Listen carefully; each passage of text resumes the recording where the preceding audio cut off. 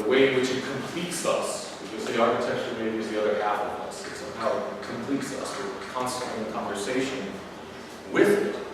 And so I feel that the discipline has a kind of obligation to try to ask the questions of life so that the architecture that comes out of that is in fact amplifying that spectrum rather than diminishing it in that conversation. And that,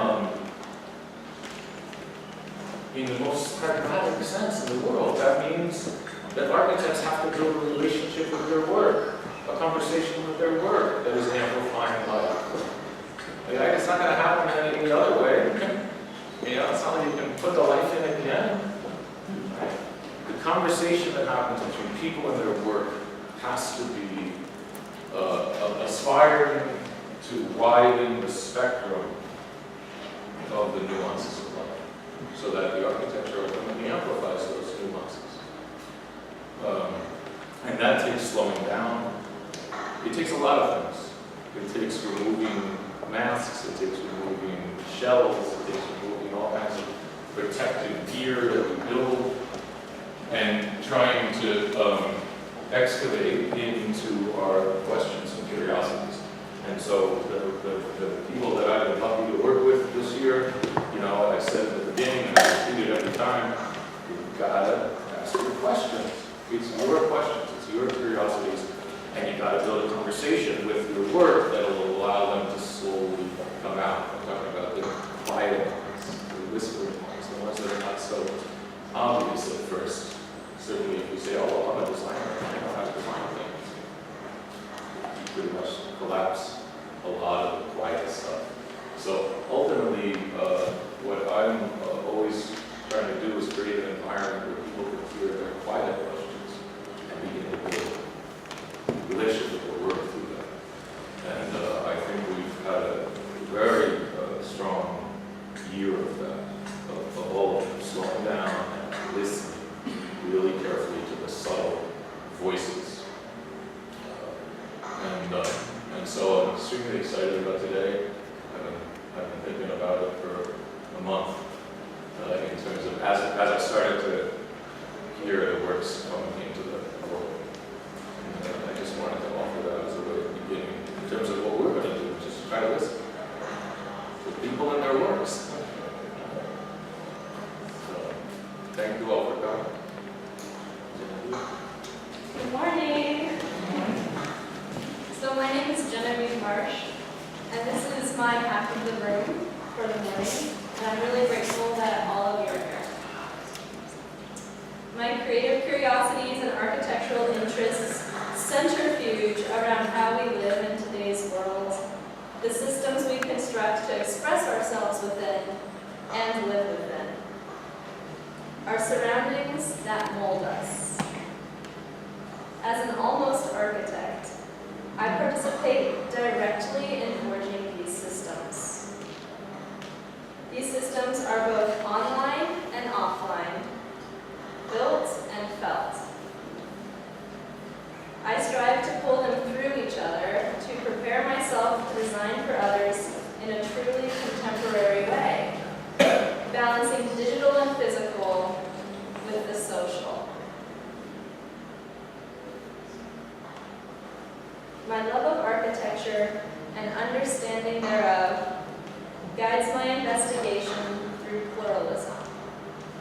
For example, freeways and search engines, home pages and houses, countries, and really big websites.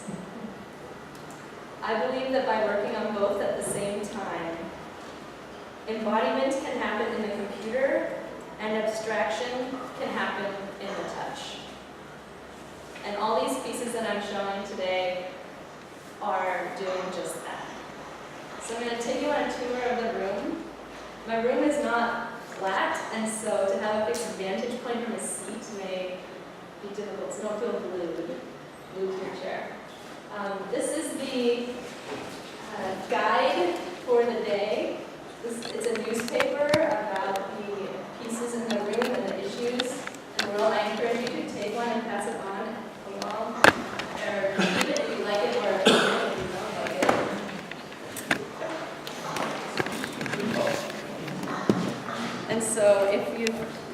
yourself needing more reference. John, here you go. Danny, you want one? I got it. Okay, just pass it around or grab one. Because there's a lot to cover, so a lot of it is written.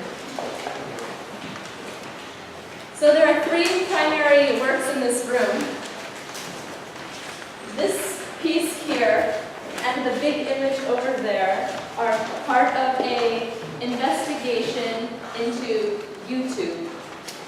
To manifest its YouTube.com as a architectural construction, a world headquarters, in order to see the difference or feel the difference between a built architecture and an online architecture. So these 11 by 17s, this is a tree mapping of YouTube's structural components of their website. It does not include the content of the website, just the structural links. And from those structural links, I discovered a huge world of which I was totally oblivious to as a YouTube user for most of my life. And one of the big discoveries, if you look at this drawing over here, is that there is the U, the tube, and in between is the upload.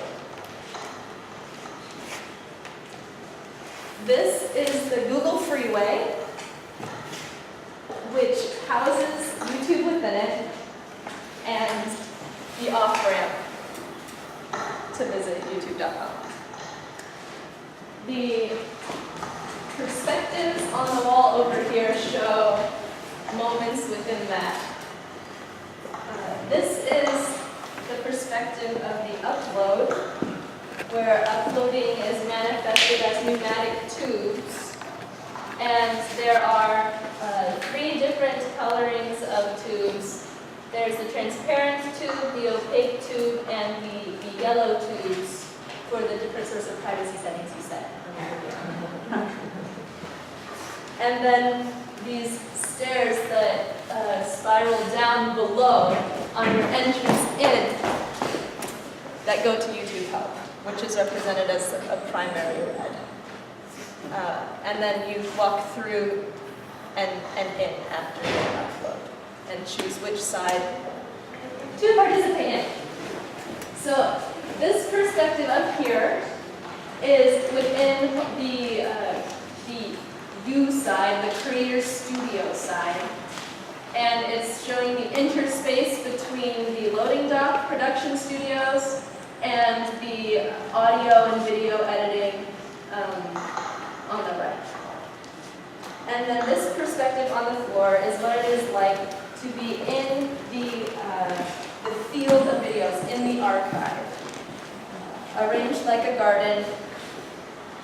And there's so many videos and it's so vast that to navigate them, you walk on a catwalk that has slides, and the slides are labeled with the category if you choose to use a filter. Slide down into your brochure.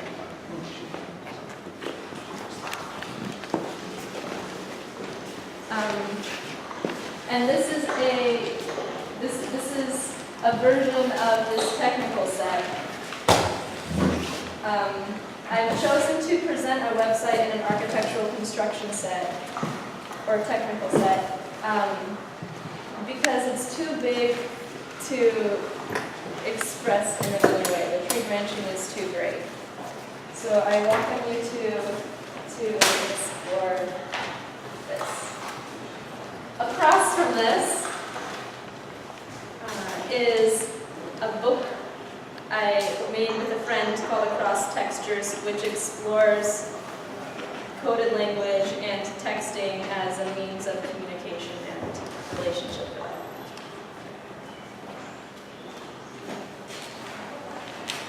This corner is a project called Homesteading the Internet, where I really wanted to make my own place in this space that is entirely mediated by platforms for most of us. So this, which was like a huge learning curve, like how do you make your own space on the internet, like totally your own space, like a pioneer going out west and like getting a piece of land.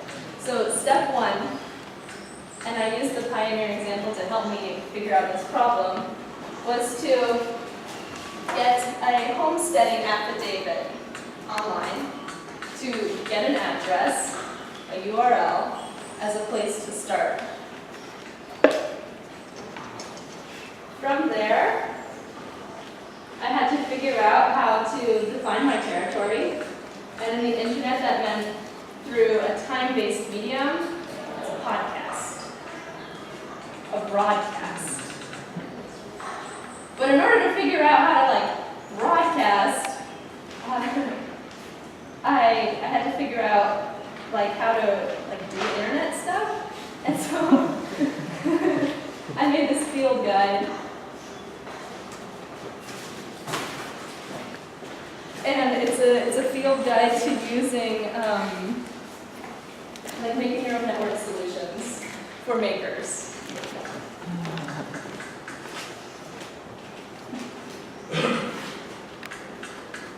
So I had a podcast, but I had to figure out how to like share that podcast with other people. And so where that came in is like the visual component of the web page, the screen.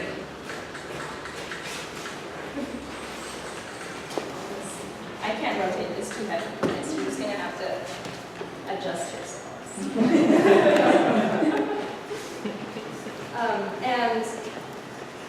And I wanted to use the screen not as a screen, but as like a film that I could be on both sides of. Like these drawings where I can excavate the felt from both sides and sew on both sides, and everything appears on both sides, yet they're unique.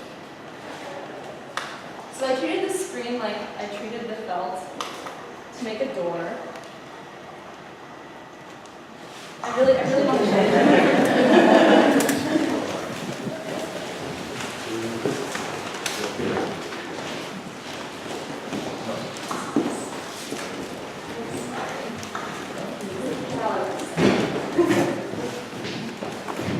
So, the door. Do you know what you've stumbled into? No, you do not know what you stumbled into. The door is like a web game.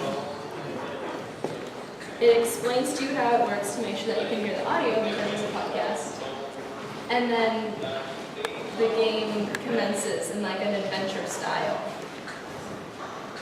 So there's this flyer, like these flyers, floating out in space, explaining like this call for people to come to the outpost, and with instructions of how to get to the outpost.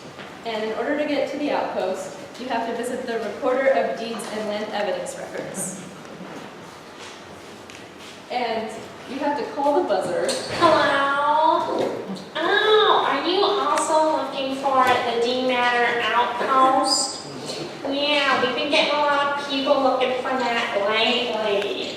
Sure, I got all the information that you need. I just need you to fill out a little form for us. I just need an address, and I need to know a little bit about who you are, and then I can give you everything you need. Hello? Oh, are you also Okay, and it like repeats forever until you fill out the form. Yeah, we've been getting a lot of people looking for that. Just in case you missed it, just like 7 times. And then once you submit this form that asks for your email and where you are in life, it's pulling you into this world. A personal investment gives you a phone number. And you call the phone number on your like phone. You have on you all the time. Go for it, David. Put it on speakerphone.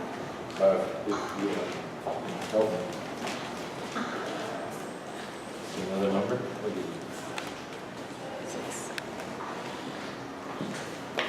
No, it's 316.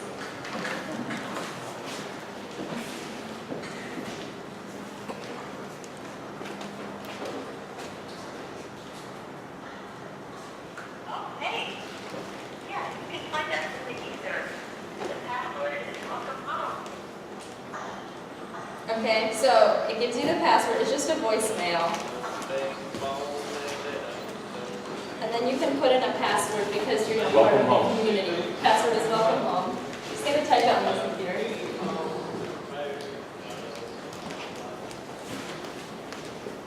And then you see the landscape where Dean Matter has a lot of their land and our amateur radio broadcasting weather balloon. And in there you get to the podcast.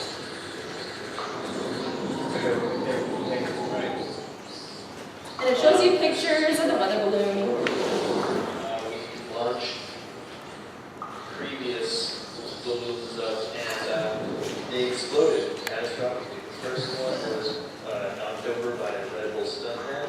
The second one fell into an airplane engine. The third one, I don't even know. That's in the fourth weather balloon.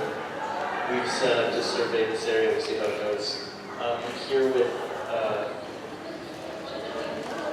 Marsh agent, and we are CrossFit. So there's a whole series of podcasts, which we can listen to later if you would like. And so then the broadcasting component was done, right? But this is a very lonely place to be. This is like being a hermit and broadcasting from the middle of the woods. And so I wanted to include other people and make a community. And I didn't want to make a platform, because platforms are isolated and they don't have a life to them. Like, I don't know the other people that are also using Wix.com websites. Like, I have no relationship to them.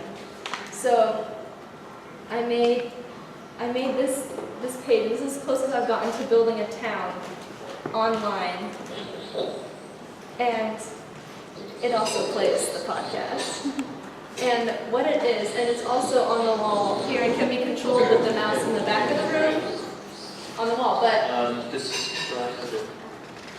you can explore the websites of the peers that will be presenting today through my website online. It's a portal, it's not like a static image or something. So it's all of these doors. And then my work, I'll zoom out so you can see the whole thing.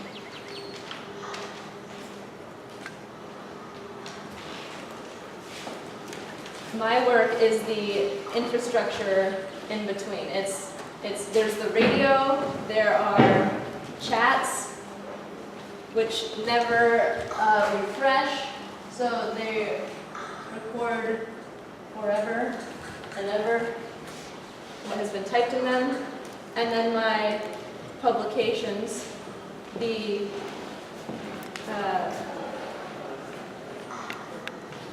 field guide, actually better represented here, and which links to the PDF of the field guide and a whole intro field guide thing, and then also the newspaper, which is also listed. That is that side. I just want to say one more thing though. So the field guide in real life is supposed to be distributed on local store counters, like the welding shop, the feed store, the corner store, like that. And you leave a tip for the people at the counter, you get a copy.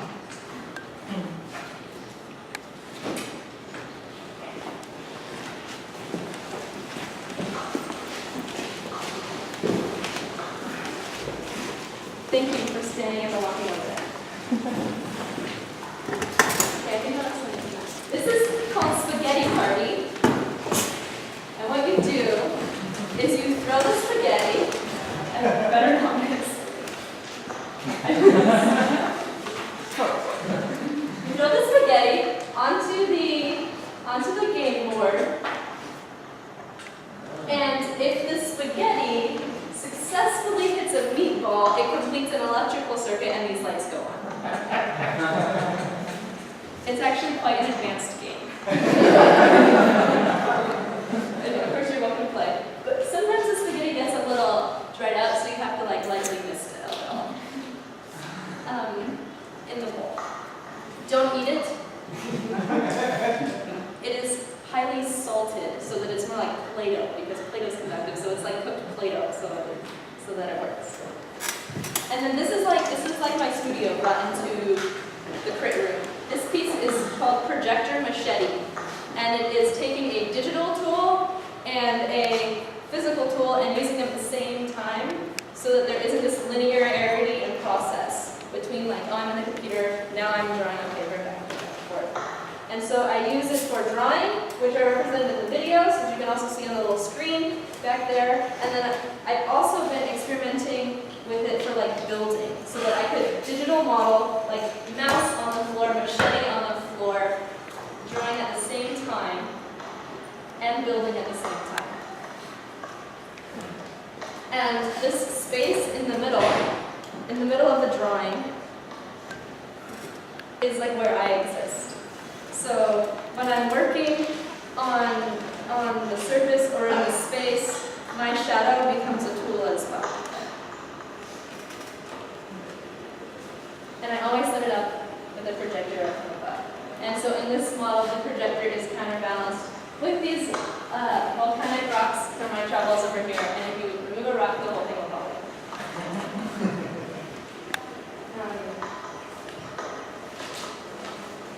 So this is the method in which I make a lot of my pieces. And then there's one more piece that I want to point out, and then I will be done talking, and we can talk about it or questions. This piece on the wall is called the Spaghetti Clock, which was made after Spaghetti Party. Those are pieces of spaghetti. And it counts the seconds. And it responds to the lighting conditions. And it turns to orzo when it is dark. So it only repeats the seconds during the day. Okay. That is what I have.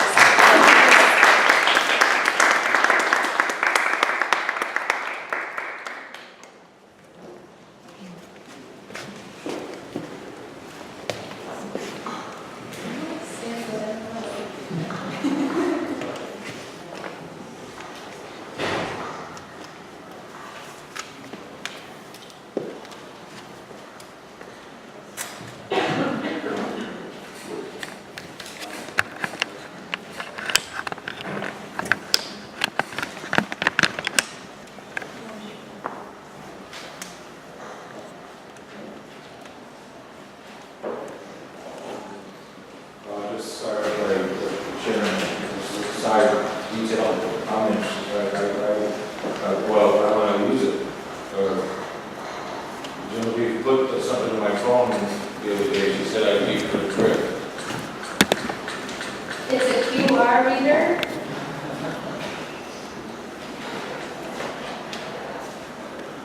Did I see one of that?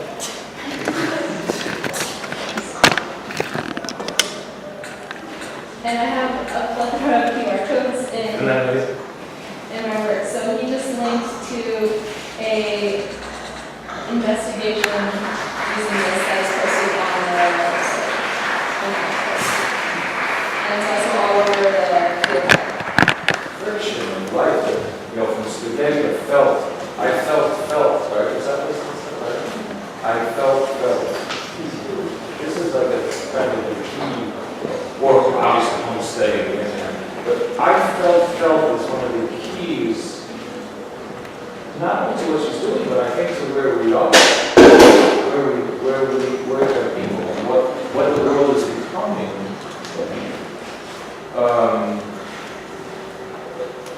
So because that's true, that just happened.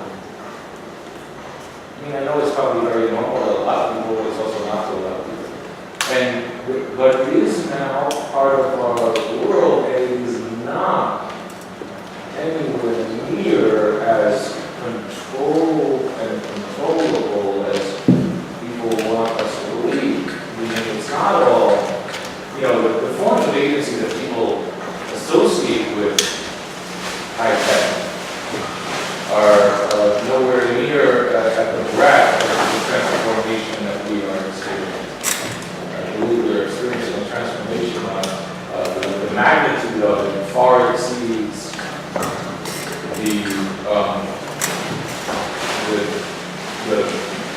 the hygiene cartel, to use a word, of Apple or its cousin.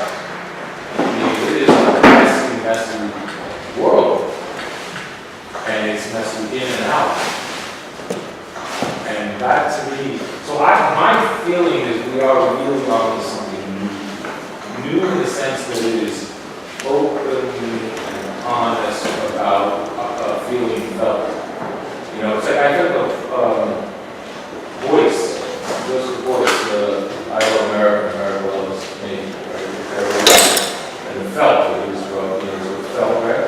And that, that was a moment in history, a moment in this country, relative to its past and its present at that time. That piece, and I take too long to describe it, but I hope you know it, was weeks with a coyote in a cage in a gallery in Solo. That's the pulsation. That was really about the land. This land is our land. This land is built by blood. This land is all of that. And so Soho gallery containing a coyote with a German artist. And I feel like she's into that level of precision. But now, right now, which is a very complex and messy world, for a lot of reasons people would like to trade in it as if it's all as slick as this. It's not as slick as this. It's as messy as this. And that's what I love about it. There's something, a couple of things that you said that really caught my attention. And a couple of things that you did relative to what you said that really caught my attention. One of the 4 words that you mentioned closer to the beginning was embodiment and intention and abstraction and touch. Which is a very strange kind of coupling of ideas. And watching you in the space, in real time, so to speak, or in multiple real times, was quite fascinating. One of the things that I found myself watching was your hands. Both in your speaking, in your typing, and in your throwing. Which was fascinating, because if we think about this question, I love the fact that you caught the voice, because as soon as I saw the film, it's like it became apparent that we're watching the enactment of another paradigm. That we're all living within, struggling with trying to find our place. And one thing she said, watching YouTube for most of my life. I can remember the first time I watched YouTube, if I do the chart, it was not this is representative by any means. So it's fascinating on one hand, and to recognize that that is very much the paradigm of which we live. And you see, what's fascinating about what you've done here is that I think you mentioned something else that you can dovetail into that moment. But with excavating, pulling out, with bringing into our space certain conditions and elements that are typically presented to us as being seamless or non-existent. If you think about the phone, which we all probably all have some device by actually, you often think about the strange paradox of how many tens of thousands of hours of some of the most brilliant minds, poets, musicians, programmers, financiers, invest into something so that it can read your phone. And you don't think about anything behind it. You don't think about the intellectual capital behind it, the financial capital behind it, the creative capital behind it. It's about the seamlessness. And what happens in that moment? So that's a very, very tricky moment, right? Because on one hand, there's an instant kind of gratification, which is we're all partaking in one way or another, and some respects, probably feel that our lives have been enhanced because of that immediacy. But what happens when we get that concealment? We cut ourselves off from all of the other energy, okay? The tens of thousands of hours of labor, forced, coerced, I mean, I don't know why I probably should have played with this. And she was very gentle because, of course, I was trying to shoot the meatballs. the linguistic mapping here relative to the image and felt moving over the image. I mean, if you think about the layers of this space, it's really phenomenal. I mean, you really have to spend a tremendous amount of time to really understand. I was looking at this when I walked outside to think about it before you started presenting. And it's amazing what happens when you have the space and you invite us to do this. So a completely other thing starts to happen. We're no longer looking at artifacts, so to speak, or the representation of something, but we're actually in the presentation, right? In real time with you, watching your hands move through space. And the thing that you said closer to the end, and I think it was the moment when you wrapped the screen, and you were going through these different elements of this experience, and you said, you mentioned the infrastructure in between. And I think that's the key to what you're trying to do, is that there's something about the structure, infrastructure, substructure, superstructure, of framing, projecting, digging, embedding, and pulling all of this together, which I find to be really fascinating. And the last thing maybe I'll say is,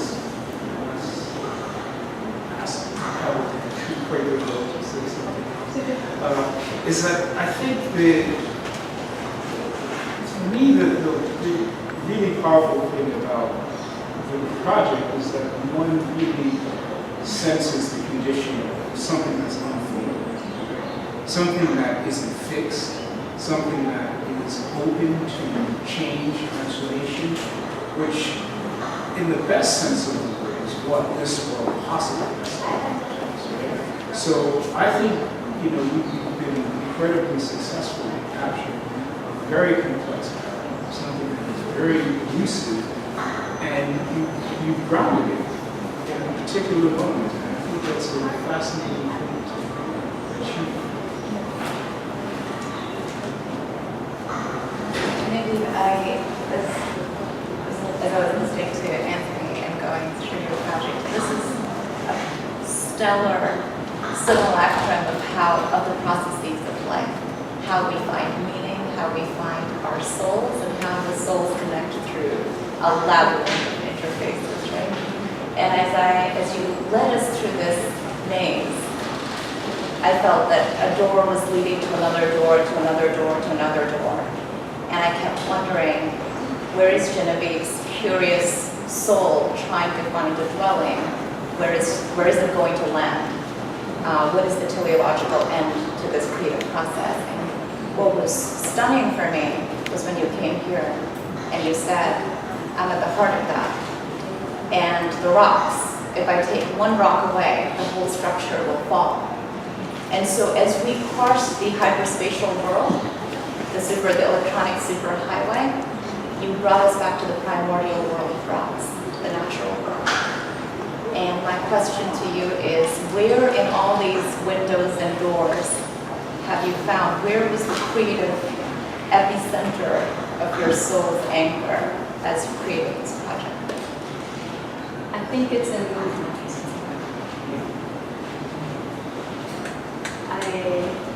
There's a short piece in the newspaper about navigation, and I don't think that today, in order to participate in a discourse or in a social forum or be a human, you can stay put anywhere. I think it's becoming less true physically, and in terms of generating content as well. It's more about multiplicity and doing multiplicity, which is a movement instead of a static discussions.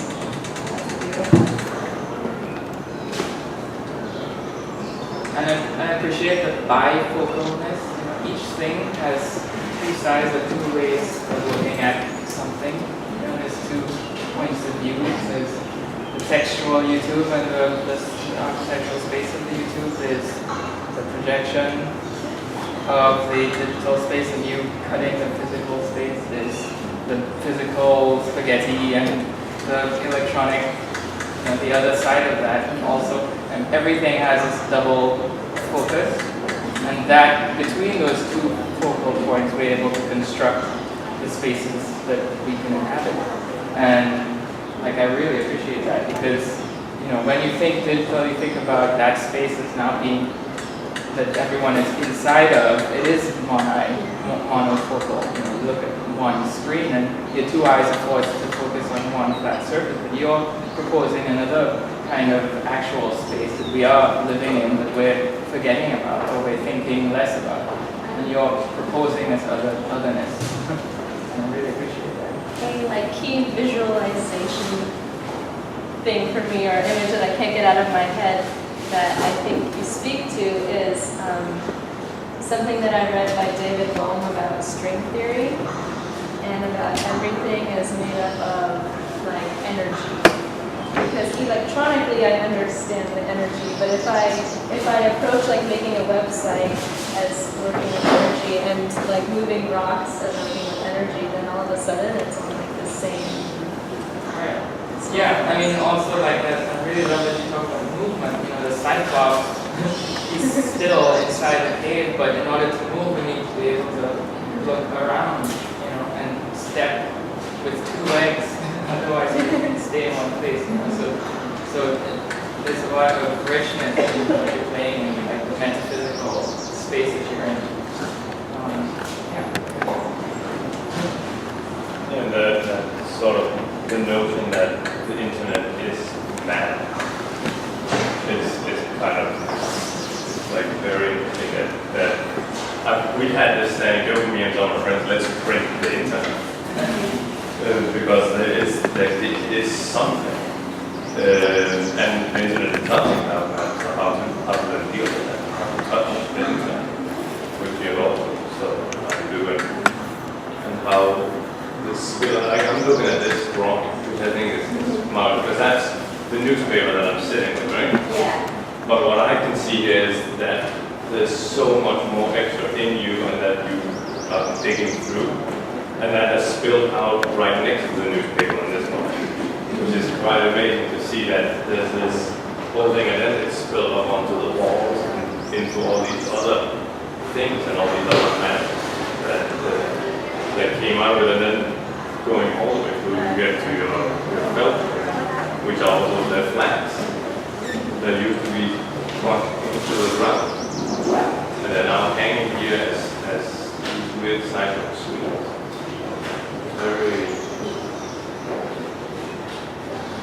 Very moving, very like, it raises a lot.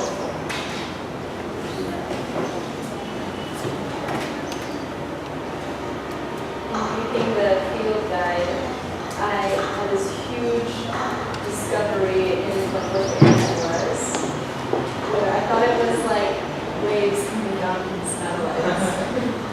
It is it's social agreements, business agreements, running fiber optic and copper cable. And through that network, which is like such like a human, like limited network, we experience like this internet that we so take for granted as like a vision. And that's just like a really bizarre juxtaposition. And the felt flags on it are drafted the plans for the homestead in the landscape with like the lean-to and like this is the solar panel for recharge the batteries for the thing going on in our space.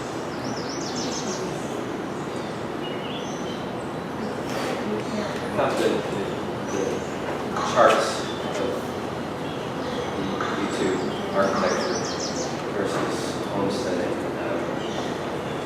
brought into degrees of freedom.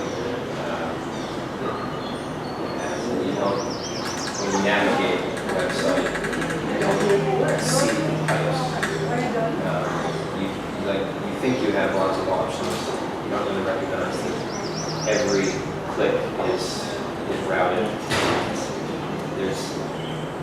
There's only one movement to each node versus homesteading up. You've got 360 degrees and infinite choices. And then YouTube, and often YouTube is experienced through the phone too. Like that. But I also think YouTube, I don't know how YouTube started, but it's an advanced architecture. It's developed over a long period of time, just like cities develop over a long period of time to get more intricate, more set. Whereas there was a start at one space.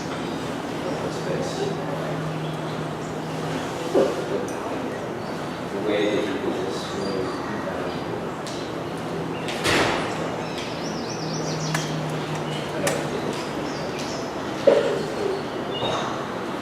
brought to the fore now. I'm not necessarily aware I am navigating the website and how set my choices are.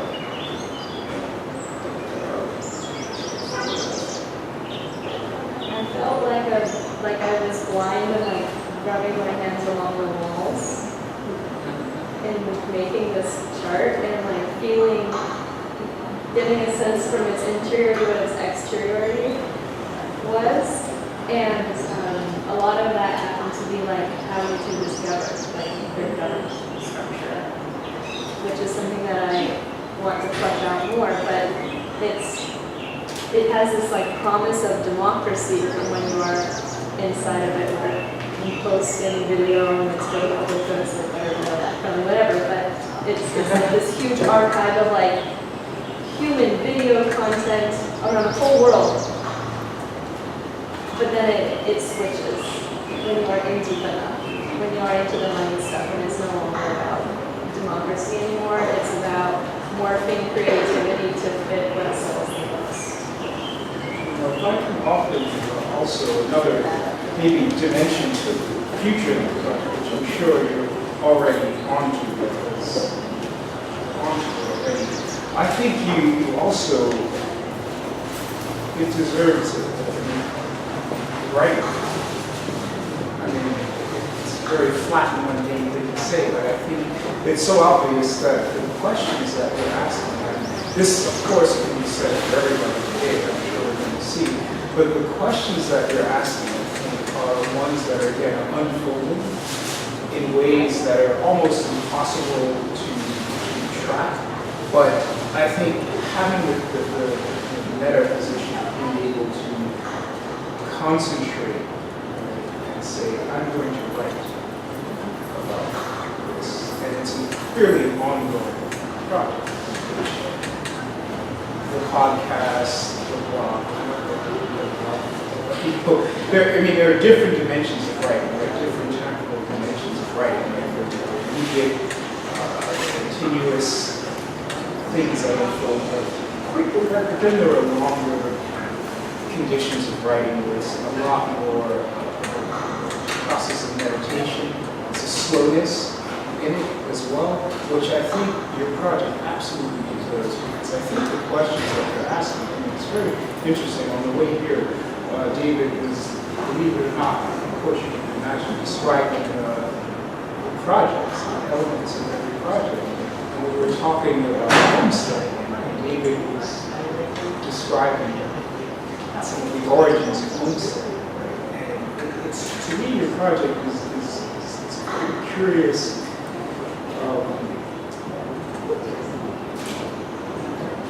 very difficult. It's an elusive project in the best sense. It can easily slip and become another kind of project. In the best sense, I think your project is also about origins.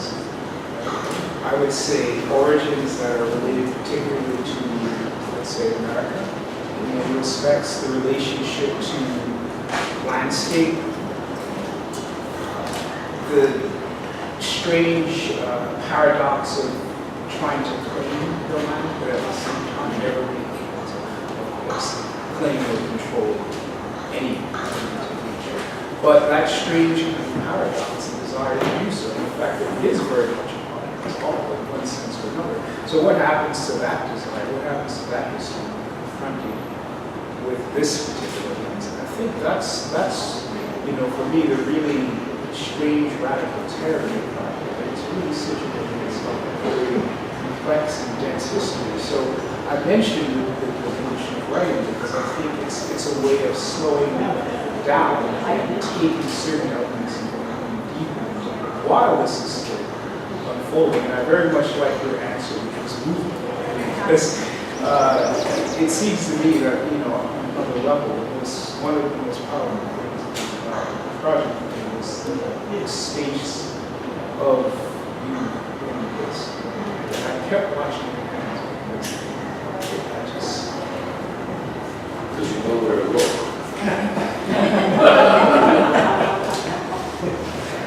It's a very, that again is another strange poetic paradox in the project, which is that in many respects it's about the removal of a certain kind of analogical information. But you're, with your hands, directing us through space. And that, so the project is filled with those nuances. And in the immediate performative level, but also in the larger conceptual level. So I look forward to a year and a half of reading the 378-page first volume. Well, and also you're revealing the medium, or media, which is something that the history of the relationship between landscape and media in America is a really interesting story. Like the construction of nationhood, the media was the postal system, and how did that happen? The newspaper was made to be free, and how do you send messages to the South to convince everyone else around there that we should come together? Well, you send in a free newspaper. Ben Franklin. Right? And that's how it happened. That's how people, were able to construct. And then the British wanted to charge for the newspapers, and then they saw, oh no, they're getting together now. Let's charge. Let's make the postal system charge the newspapers. They decided not to do it. And so what you're doing here is you're revealing, showing, okay, well there is something else besides the content. Content driven. It's all about content.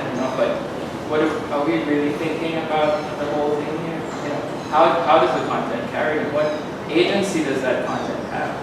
So it's like, yes, acting. Yeah, you're acting in that self-making space, which is contemporary. The self-making is always this constant struggle between breaking it apart and bringing it back together for various, political reasons. But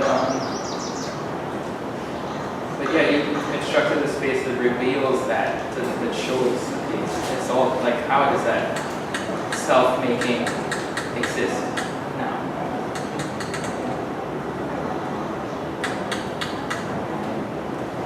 I totally agree. It's very great to hear these thoughts because it's helping me try to piece together and absorb the situation. I think absolutely that the writing, and writing in your writing, but I think it's crucial to hear that because as I was listening, I'm thinking, paradigm shift and eclipse. I mean, you're touching on so many things.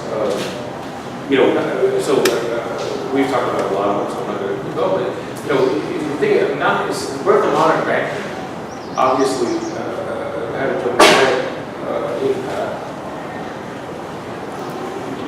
What's between us, right? The instruments of capital currency that we're trying to, all of those things, and of course go back, origins go back and talk about commuting, our movement, right? The commuters, right? Where they got their sentence of labor commuted by the prison sentence, right? The commute, that's where it comes from. The labor and land were linked. There was no movement. We worked on the land that we were born on.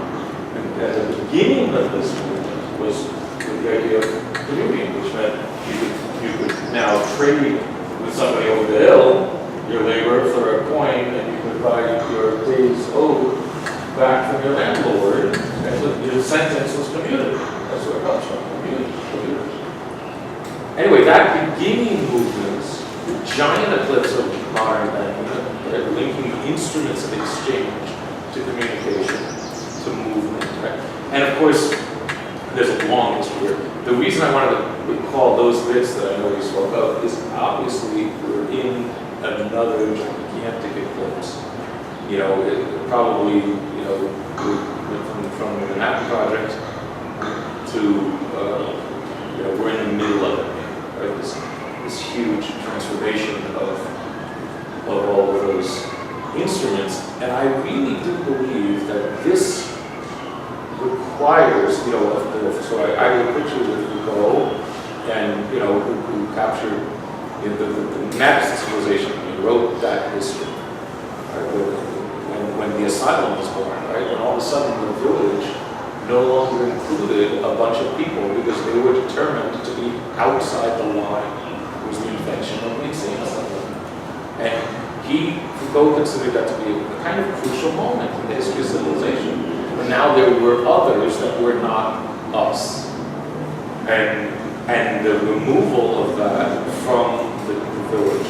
And so, and of course, he famously wrote in the prison, all these births. I have the sense that you're on to something, and what you're onto, in a way, is how to write that history today.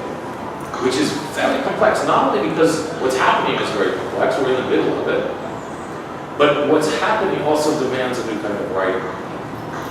You see? Meaning, yes, all of the study and scholarship and looking closely at the control society of Toulouse, all these things are deep threads underneath this, like Joseph Beuys and Felt. But the kind of writing that this eclipse requires is what you're onto. This is the blossom of the new kind of writing, kind of study, which includes all of the images and doors and links and passages and spaghetti. Right? Because ultimately, the big giant question is our viscosity, movement and viscosity. Right? We have a body, right? We are viscous beings. And for at least 1,000 years, the issue of the body in relation to movement, commuters, to eventually shipping, modern corporations, of course, into the sea, and all that we've talked about, are the state of the body in this eclipse is a giant question. And that's why I think you're onto it, because everything you're doing is recalling the body. It's reminding the body. So when Anthony's talking about your hands, in the simplest sense, the invisible things that happen, we're talking about the invisible stuff behind, but also think of how still our hands can become. Right? Massive movements. And this is, right, so there's an atrophy that's occurring, right? Accelerated movement that's extinguishing embodied movement. And so throwing spaghetti is a form of resistance, right? In this discourse. It becomes a form of resistance. Like many things Foucault did, he had a lot of humor. You know, he's not generally known for that, but it's true. He was a very humorous person, as was Guattari and Deleuze, another pair. And I think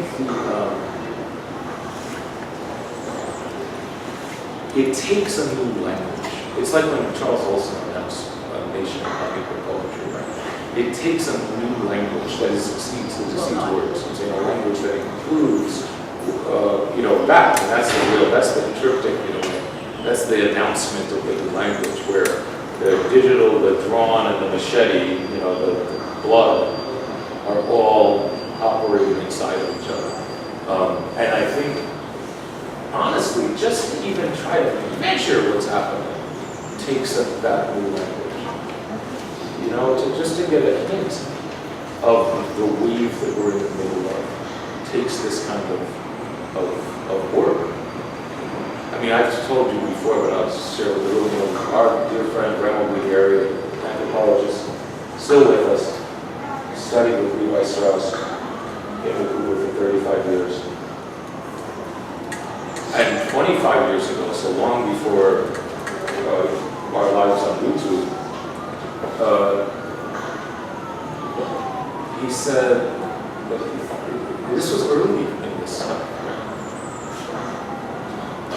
He said that for him, the two most significant shifts since Christ, since the death of Christ. One was the encounter, which he meant, the conquest of Logos, the old world and the new world, and the conquer, right? The conquering encounter. And the other was the invention of photography. And he said, and they're linked, which means linked to the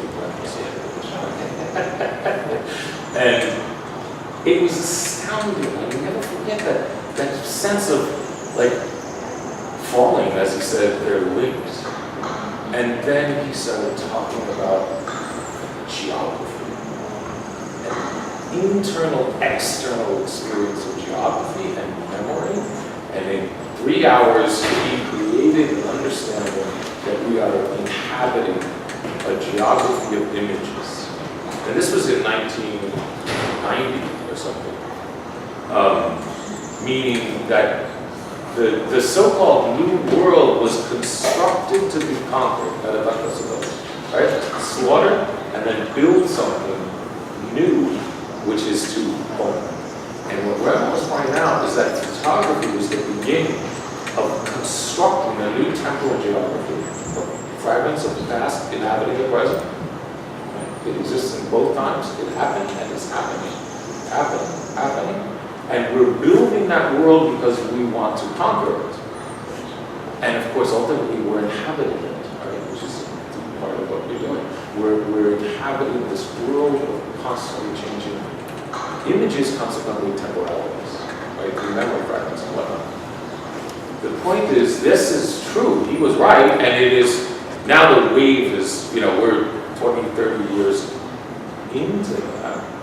And the reason I'm insisting that you're onto a new kind of writing is, I think, just like Foucault had to invent a new understanding of history, right? To understand 1968, to understand what was happening then, it needed a new kind of history. And because it needed to think and write in the way he and others were. And I think we need a new kind of writing now that includes this inside-outside that you're building. And it opens up the forms of agency of that writing. I mean, a lot of course, when the projects of 68 and all of that work out, was not only, we got to record what happened. It was that this will create a new forms of agency, political and otherwise, if we understand a new form of history. And I think it's the first one I've seen. This is the first work I've seen of this new history, of now, right? Of a new way of authoring what is happening.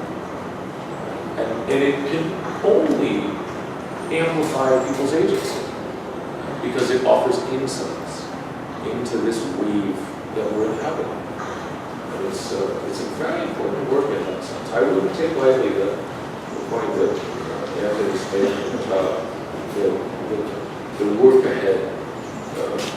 Seriously, we need this work. We really do need this work.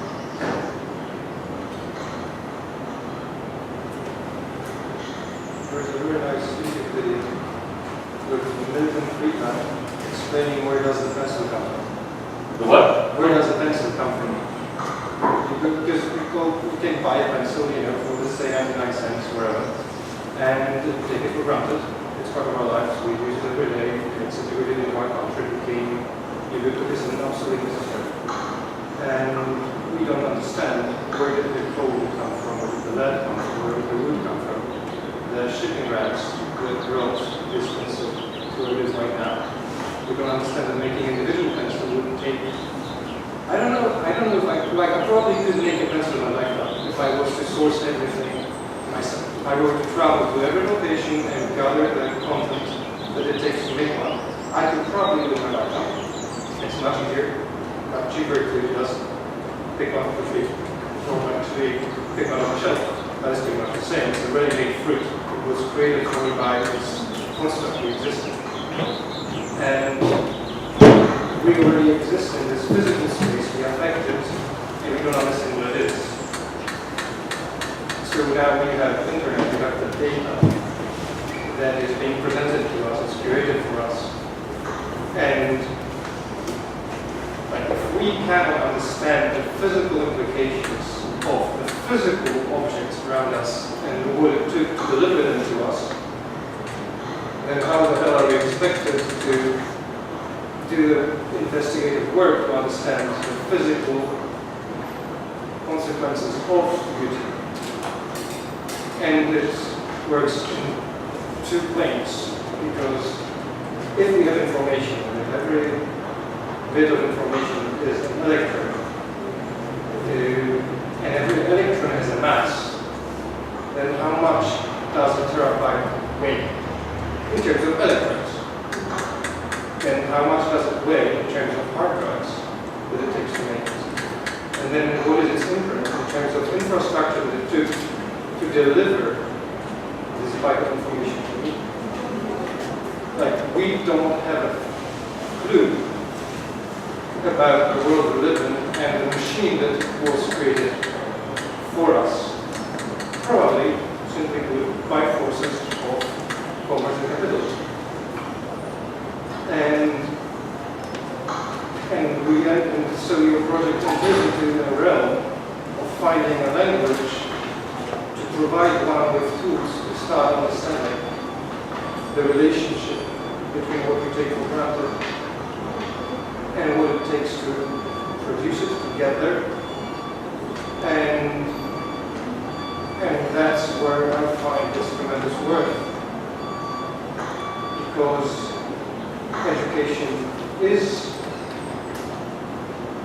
helping one to understand and make sense of the world around them. How are we to make decisions? How are we to make sense of the world around us and be more conscious about what we do, how we consume, what we consume, if we don't understand the implications of everywhere and everything. And that's just one of the facets of it. So we were opening us to a number of questions, beginning with what is interface as well, and how to ask it. Because there is an interface between you and the goal spaghetti. And grabbing and reaching in and getting your hand sticky is interacting, and it is an interface between you that you craft with your hands. So keep going, I guess is what there's a plethora of aspects we don't constantly analyze, and it's easy not to think. We're busy doing other stuff. Yeah. Stopping and paying attention is the work. But I think that's it. The point is she's on to something new and deeply necessary. And I somehow deeply believe she's going to keep going. Hard to imagine anything other than that. Thank you.